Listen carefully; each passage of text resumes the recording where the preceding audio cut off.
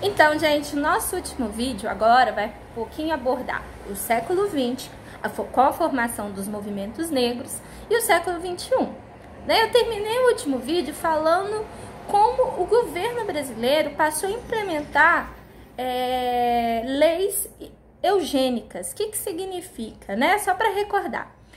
É o favorecimento da miscigenação no país, para que alguns acreditavam, inclusive pessoas que, conhecidas pela sociedade, como Monteiro Lobato, que faziam parte dessas sociedades, que o Brasil se tornaria uma nação branca, totalmente branca, mais ou menos agora, no século XXI.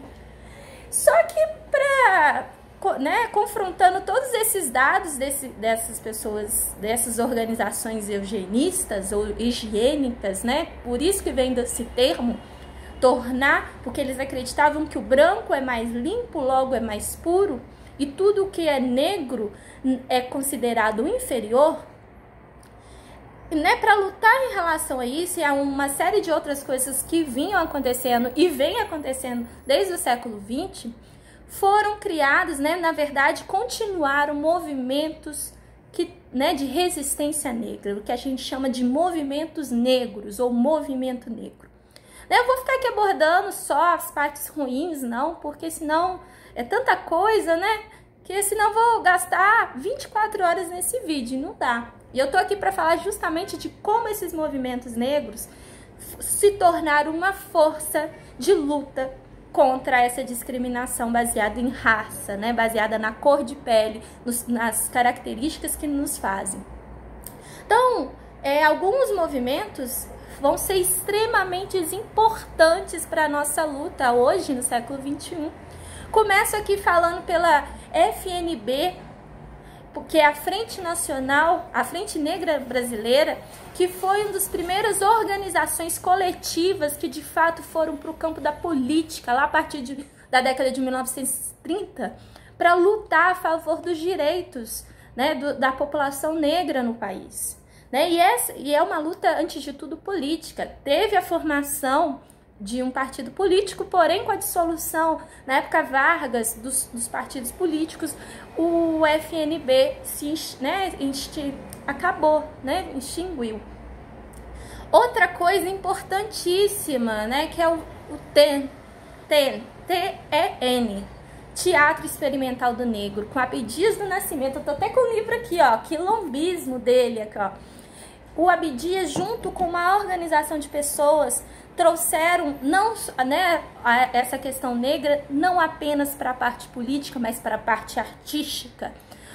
O teatro experimental é um teatro que abordava as amplitudes e as diversidades de ser negro no país. Isso lá no século XX, lá a partir de 1960, o TEN sofreu, como Abdias Nascimento, sofreu muita perseguição, principalmente durante a ditadura civil-militar aqui no país, desde 1964. Outra organização maravilhosa, eu recomendo também que estude um pouquinho sobre, que é o MNU. O que significa? Movimento Negro Unificado. O Movimento Negro Unificado vai unir forças justamente para lutar a partir da década de 1960 e 70, pensando as questões que ali eram importantes, como a questão do ensino. Por que a maior parte da população negra não estava no ensino regular, principalmente quando a gente fala de ensino superior? Por que essa população não é a maior, que era analfabeta na época? Então eles vão lutar, inclusive fez parte uma das teóricas que eu mais gosto, que especialmente mexe com o meu coração, que é Lélia Gonzalez.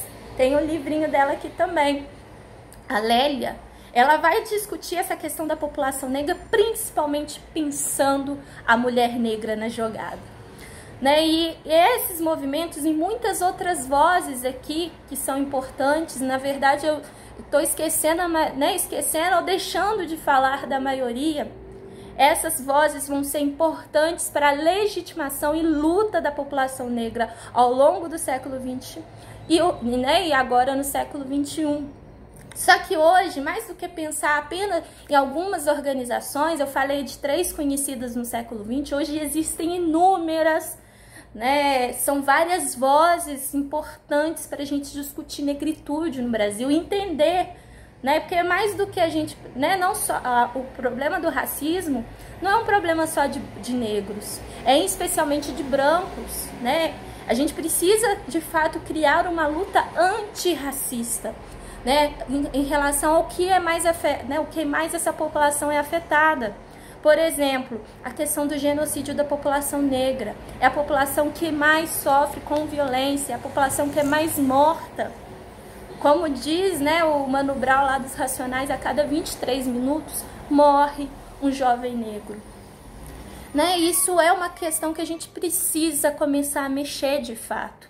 É um dos principais problemas, se não o principal aqui no Brasil. Né? E hoje a gente pode falar sobre, né, e pode e deve estar falando sobre a partir da questão da mulher negra, da questão LGBT, das crianças, né, do nosso corpo, da nossa valorização, da nossa estética. Porque eu vou falar agora um testemunho. Quando eu tinha a idade de vocês, né, no 6º, na verdade era 5ª, 7ª série, eu tinha um cabelo alisado. E alisava o cabelo porque era uma forma de tentar me adequar à sociedade. Porque eles falavam que tudo que é nosso, né, o cabelo crespo, cacheado, o nariz um pouquinho mais avantajado, os lábios grossos e uma série de outras características físicas eram ruins. Então, passar por um processo de transição, creio que muitas meninas que estão vendo esse vídeo, e espero que eu possa de algum jeito representar essa questão, que nós temos beleza da forma que somos, né? Eu falo aqui um pouquinho específico para a população negra, mas todos nós temos a nossa beleza e não podemos sofrer porque nós, né, temos esse orgulho de usar os nossos cabelos cacheados, falar, né, mostrar os nossos lábios, os nossos narizes e as nossas vozes, né? Antes de tudo é importante questionar isso, né? Questionar a forma que somos tratados. Somos mais da metade da população brasileira. Infelizmente, não temos nem os privilégios, os direitos assegurados como tal. Então, essa atividade do sábado letivo, espero que tenham gostado, né? Vamos discutir um pouquinho mais esse sábado letivo e depois tem um lá no final do mês. Eu espero comentários de vocês, comentem, vamos transformar isso em uma ação coletiva. Seja você que estiver vendo aqui meu vídeo, uma pessoa branca ou uma pessoa negra, dentro de uma luta antirracista por equidade e igualdade. Até a próxima. Tchau, tchau.